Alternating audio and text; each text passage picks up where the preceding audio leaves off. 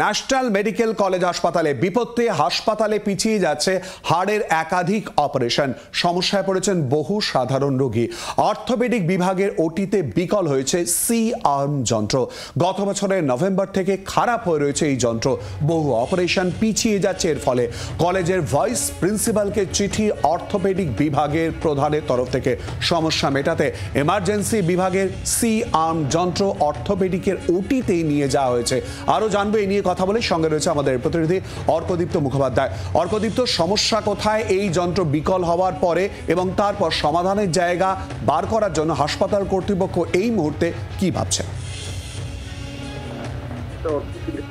ছিল সেটা কিন্তু বেশ কয়েক মাস হলো, প্রায় 2 মাসের কাছাকাছি এই যন্ত্রটি বিকল হয়ে রয়েছে। এর ফলে যেটা হচ্ছে সেটা যে একাধিক হাড়ের যে অপারেশন সেটা পিছিয়ে যাচ্ছে, সমস্যা হচ্ছে সাধারণ মানুষের।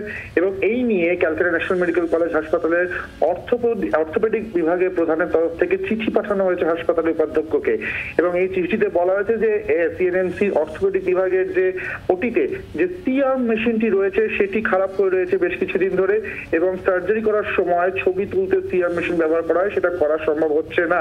এবং আগের বছর 2024-এর নভেম্বরের কাছাকাছি সময় থেকে এটি খারাপ হয়ে পড়ে রয়েছে। ফলে বহু অপারেশন পিছিয়ে দিতে হচ্ছে, ভোগান্তির শিকার হচ্ছেন সাধারণ মানুষ।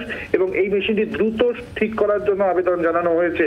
আপাতত আপৎকালীন ব্যবস্থা হিসেবে কাজ চালানোর জন্য এমার্জেন্সি বিভাগে যে সি-আর্ম মেশিনটি ছিল সেটাকে স্থানান্তর করা হয়েছে অর্থোপেডিক ডিপার্টমেন্টে। এবং সেক্ষেত্রে এমার্জেন্সিতে কিন্তু এই মুহূর্তে কোনো সি-আর্ম মেশিন নেই। ফলে অর্থোপেডিক এটা আপাতত স্থানান্তর করা হয়েছে, এটা রোগী পরিষেবার স্বার্থে করা হয়েছে। কিন্তু এটা বেশ কিছুদিন ধরে আপাতত বিকল হয়ে পড়া রয়েছে, তাই চিঠিও দেওয়া হয়েছে উপাধ্যক্ষকে। এখন দেখা কত দ্রুত এই মেশিন রিপ্লেস করা হয় বা সারানো হয়। শিলাদীপ্ত, ধন্যবাদ অর্কদীপ্ত। বাংলার আওয়াজ, বাঙালির আবেগ, জি 24 ঘন্টা।